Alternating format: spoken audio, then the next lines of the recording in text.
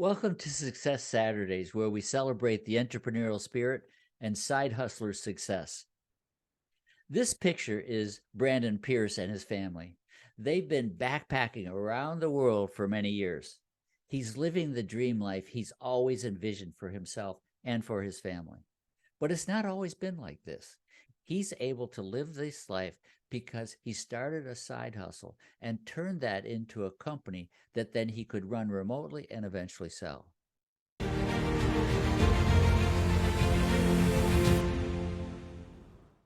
This is a great story, one of many we're going to be featuring here on Success Saturdays, brought to you by successbreaks.com. Brandon Pearce is a pianist. He's a musician, and like many musicians, he tutors to make extra money. While he loved tutoring, he had problems with the back end of the business and tutoring. Students would ask things like, when is my next lesson? How much do I owe you? Can I reschedule? And he's looked at all these kinds of things as the problems. He enjoyed working with the students. He enjoyed the music, but the back end of the business was just business to him. But Brandon is also a programmer. So he started working on a web-based program to handle much of that back end of his tutoring business, things like scheduling and invoicing and communicating with students and even their parents. Brandon started his side hustle while he was still working full time. He eventually created a product he called Music Teacher's Helper. He did it in his spare time, working, as he says, mornings, lunch, and sometimes in the evenings. Brandon says he believes that starting a side hustle requires three things: time, effort, and dedication. He had all three of those. Once he had his program working, he started sharing it with other friends in the music world. They liked this thing.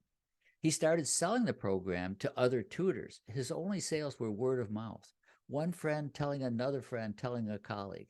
He called this new product Music Teacher's Helper. It was a very specific niche that he was trying to address and a very specific set of problems that he was trying to solve for himself and then for other people.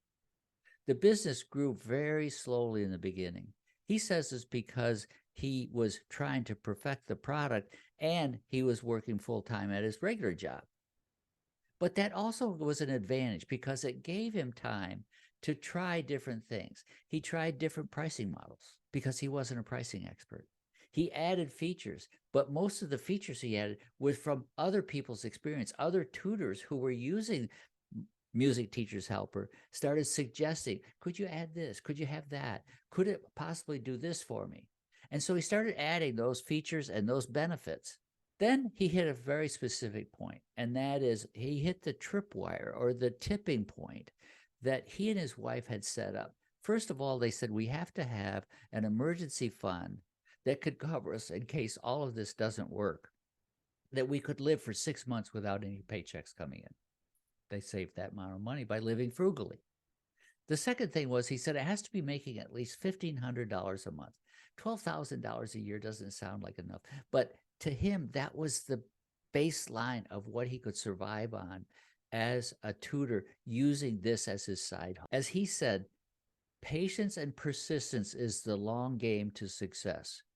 And he showed that persistence and that patience. He quit his job once he hit $1,500 a month coming in from his side hustle. Now, working full time, Music Teacher's Helper started to grow faster. It has several full-time staff now, and it's changed its name to Duet. There's a link below.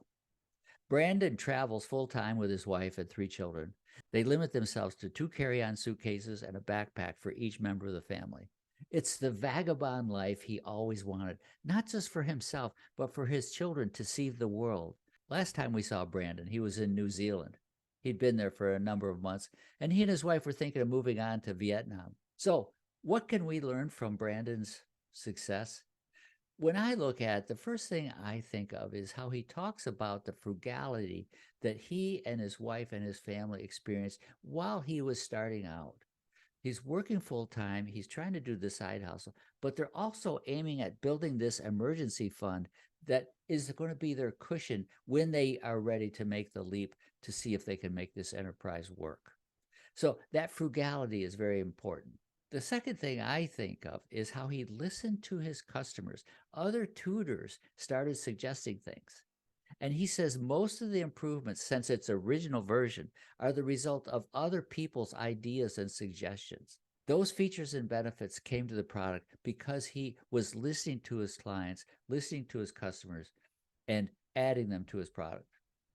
But it's not just what I think we can get out of this story.